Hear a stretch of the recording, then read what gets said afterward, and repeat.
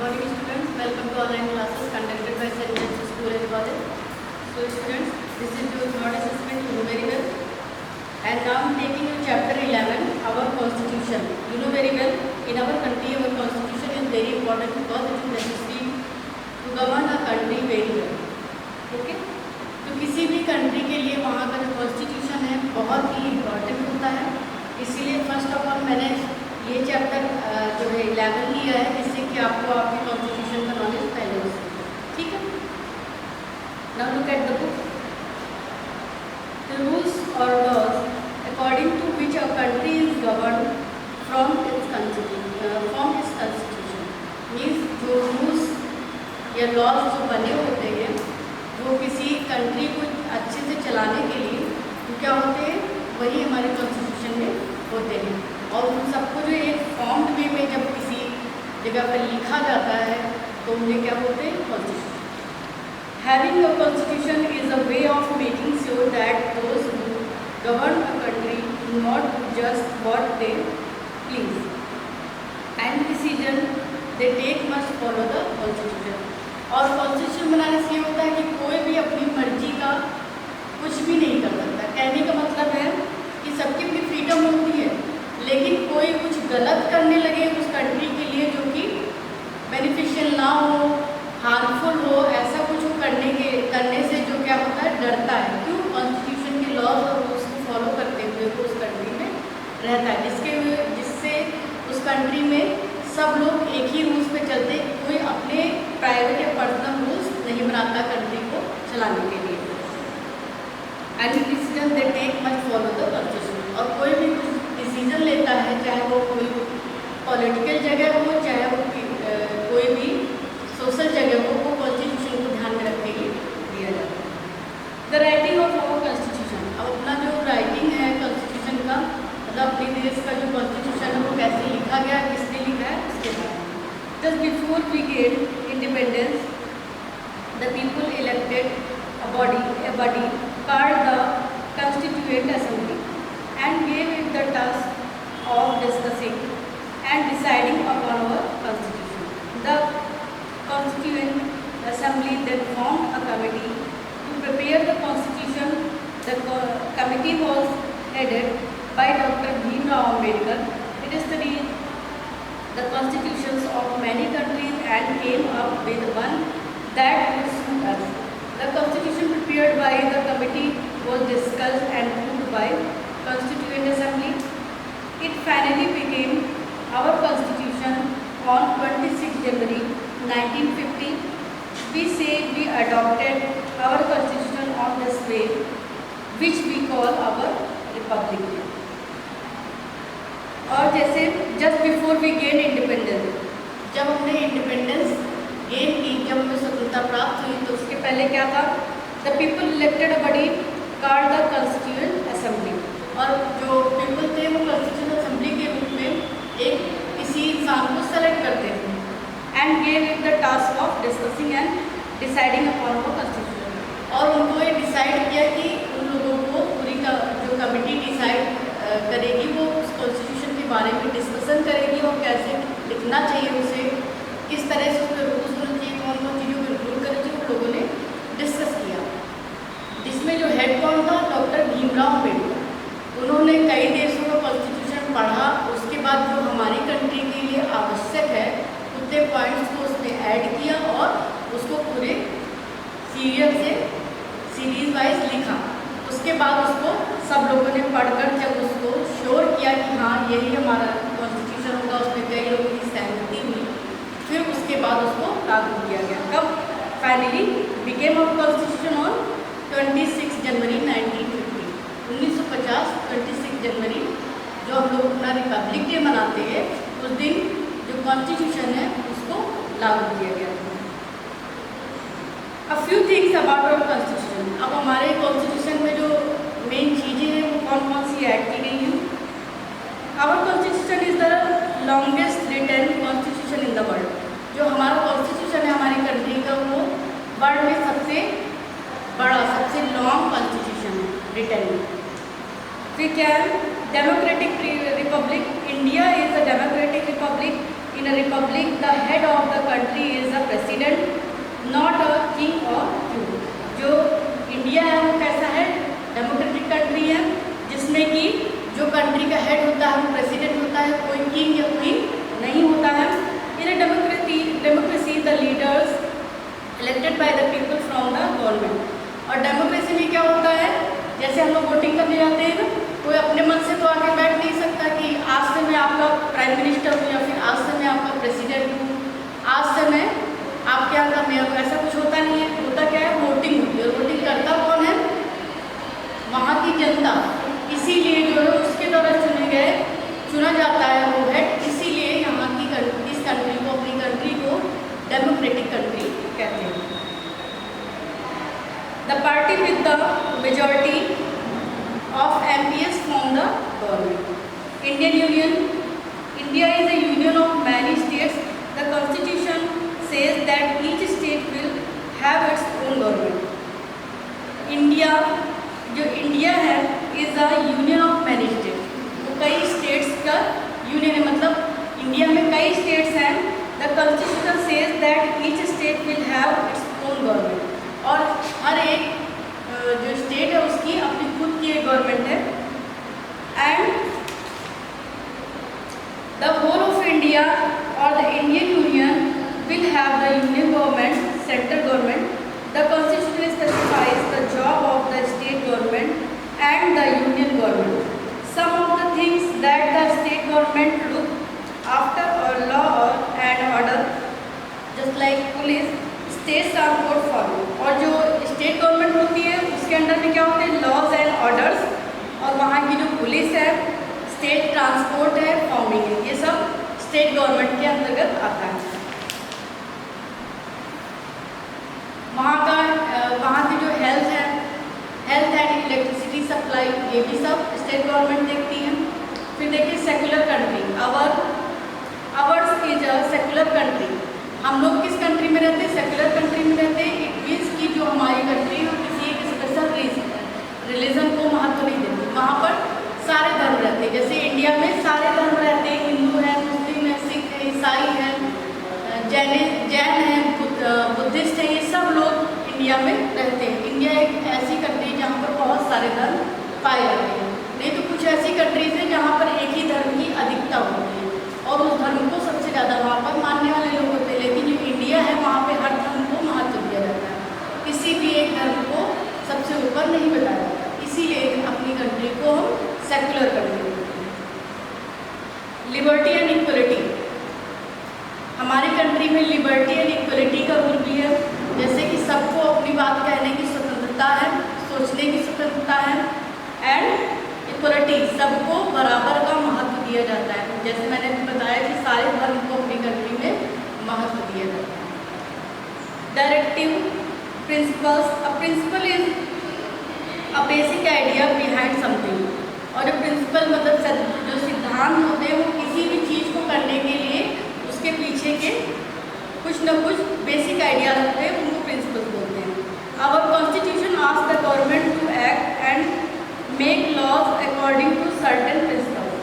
और जो हमारा कॉन्स्टिट्यूशन है वो गवर्नमेंट से कहा गया कि कुछ प्रिंसिपल्स को मानते हुए उसको बनाया जाए, कुछ सिद्धांतों को लागू करने के लिए। The government has decided to provide free education to the children between the ages of 6 and 14। और फिर गवर्नमेंट ने ये डिसाइड किया कि फ्री एजुकेशन प्रोवाइड करनी चाहिए किसको? 6 से 14 वर्ष के बच्चों को, मतलब 6 ईयर से लेकर 14 ईयर्स तक के बीच के जो बच्चे हैं वो सबको फ्री एजुकेशन प्रोवाइड करना चाहिए। ना फंडामेंटल राइट्स। फंडामेंटल राइट्स क्या हैं? Some important rights have been given to us as fundamental rights by constitution. No one, not even the government, can take these away from us. If someone tries to, we can go to court. Of course, when people break laws, the court can take away some or their rights. For example, people can be jailed for robbery. This takes away some of their freedom. और fundamental rights जो होते हैं सबके अपने होते हैं, ठीक है, लेकिन अगर उनको कोई भी ब्रेक करता है तो उसे पनिशमेंट दी जाती है, उससे उसके फंडामेंटल राइट्स छीन लिए जाते हैं। जैसे कि फॉर एग्जांपल कोई किसी का मन रॉबरी का है और उसने किया ऐसा, तो ऐसा होता क्या है कि हमारे फंडामेंटल राइट्स जब किसी दूसरे के फंडामेंटल राइट्स को डिस्टर्ब करते हैं तो क्या होता है, वो रूल्स ब्रेक होते हैं। और उसमें होता क्या है कि जिसने भी दूसरों के फंडामेंटल राइट्स को डिस्टर्ब किया है उसको पनिशमेंट मिलता है एंड उसे जेल हो जाती है, या फिर उसके सारे फंडामेंटल राइट्स उससे छीन लिए जाते हैं और उसे जेल में रखा जाता है सुधरने के लिए। Right to equality, all Indians have equal rights. This means people can not be stopped from doing a job, studying in an institution, buying property, entering a public place and so on the basis of their caste, religion or sex, or whether they are rich or poor. It also means that the law is the same for everyone. कुछ ऐसी जगह है जहाँ पर सबके लिए equal law बनाए थे। जैसे किसी जगह पर कोई ऐसी जगह है जहाँ पर हमें टिकट लेके जाना है, तो वहाँ पर कोई भी दूसरे के लिए अलग लॉ नहीं बना, चाहे वो पुअर हो, चाहे वो रिच हो, चाहे वो किसी स्पेशल रिलीजन का हो, चाहे वो हिंदू हो, मुस्लिम हो, कोई भी हो, उसके लिए एक ही रूल बना है। इसके लिए टिकट लेके ही अंदर जाना है। तो इस तरह के जो रूल्स बनाए जाते हैं वो सबके लिए सेम है। इसीलिए जो है ये मानते हैं कि हमारे कंट्री में सबके लिए रूल्स बराबर है। Right to freedom, all Indians have right to lead their lives and express themselves freely.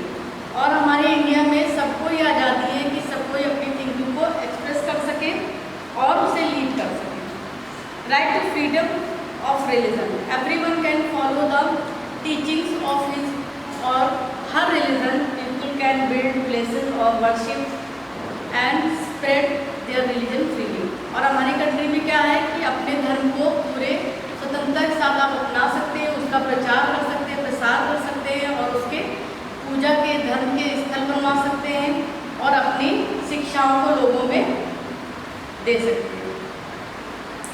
Cultural and educational rights, all groups of people have the right of keep their language and culture alive. और सभी को अपने language और culture को जीने की पूरी आज़ादी होती है। ये नहीं कि यहाँ पर अगर आप हिंदी मातृभाषा है तो हम सब हिंदी बोलने के लिए बाध्य रहते हैं, जिसकी अगर कोई दूसरी भाषा है तो उस भाषा को भी बोल सकता है। ठीक है। Right against exploitation, the constitution protect us from exploitation और from being treated unfairly. For example, a person can not be made to work without pay. Similarly, a child under 14 cannot be made to work in a factory to do any dangerous work. जैसे exploitation में क्या है कि किसी को without pay आप जो है जॉब नहीं करा सकते, या फिर 14 ईयर्स से कम के बच्चे से आप मेहनत मजदूरी नहीं कर सकते। ये सब इसके पार्ट्स हैं। Right to constitutional remedies, a remedy is a solution. Any Indian can go to court to seek a remedy of his or her fundamental rights is taken away by anyone including the government. और एक ऐसा rule भी बनाया गया कि अगर किसी के फंडामेंटल राइट्स को कोई हर्ट करता है तो वो कोर्ट में जाकर उसके खिलाफ केस कर सकता है अपने फंडामेंटल राइट्स को बचाने के लिए, और चाहे वो गवर्नमेंट ही क्यों ना हो उस पर भी केस कर सकता है। Right to education, children between the ages of 16 and 14 हैव the right to get free education. This right was added in our constitution in 2002 by our parliament. और एक और राइट बनाया गया जो कि एजुकेशन का है, जिसमें 6 से 14 वर्ष के बीच के बच्चों को फ्री एजुकेशन की सुविधा दी गई है, और इसे 2002 में हमारे पार्लियामेंट के द्वारा कॉन्स्टिट्यूशन में ऐड किया गया। Our parliament has made many changes in the constitution since 1950। और जब 1950 में पहली बार ये लागू हुआ था तब से लेकर अभी तक में बहुत सारे चेंजेस इसमें किए गए। Fundamental duties, to respect the constitution, the national flag and the national anthem. ये हमारी फंडामेंटल ड्यूटीज़ है कि हम अपने कॉन्स्टिट्यूशन की रिस्पेक्ट करें, फ्लैग की रिस्पेक्ट करें और नेशनल एंथम की रिस्पेक्ट करें। To believe in and work for the unity of our country, और हमेशा अपने कंट्री की यूनिटी के लिए वर्क करना चाहिए। To defend the freedom of our country, अपने कंट्री के फ्रीडम को डिफेंड करना चाहिए। To treat other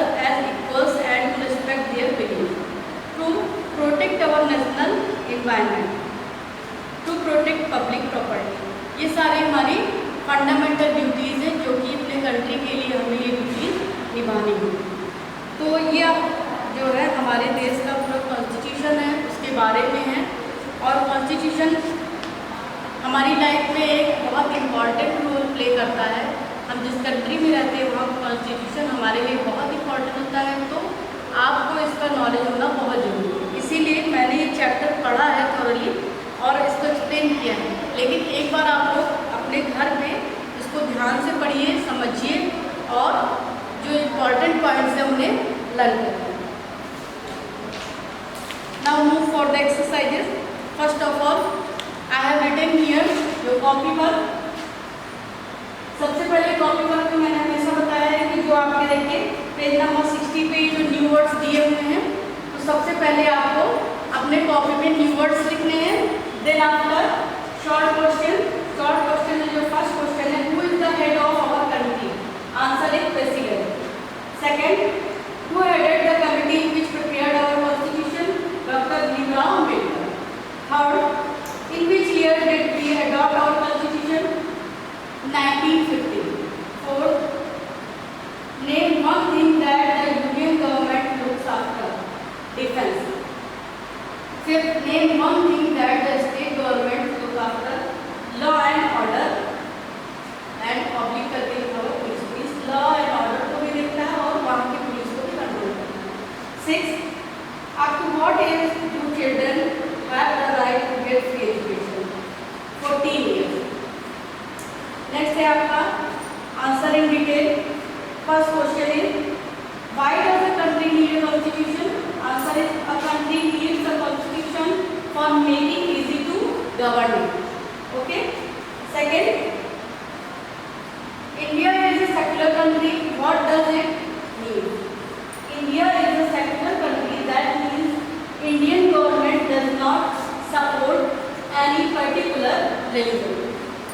Third, when can some of the fundamental rights of a person be taken away? The government take away a person's rights if he or she breaks the laws. Next, what does exploitation mean? How are children protected against exploitation? Exploitation means treating someone unfairly for one's own gain. Children are protected against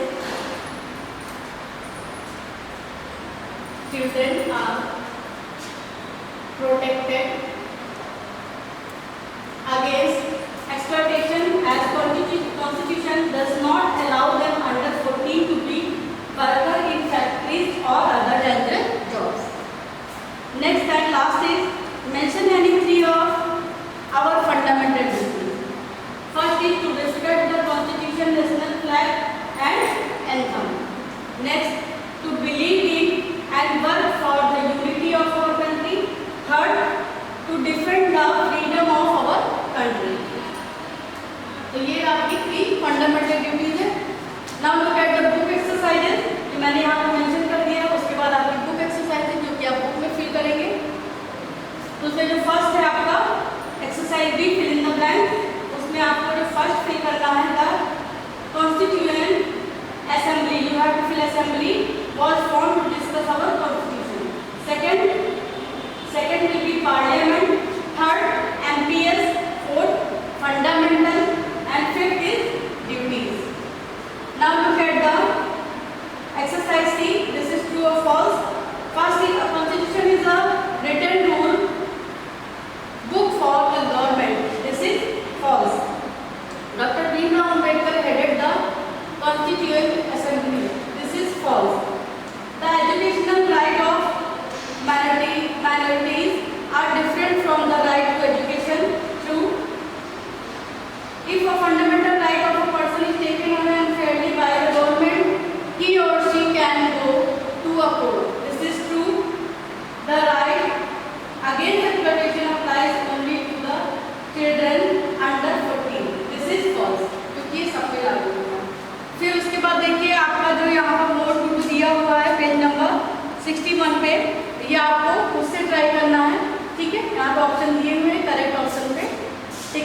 करना।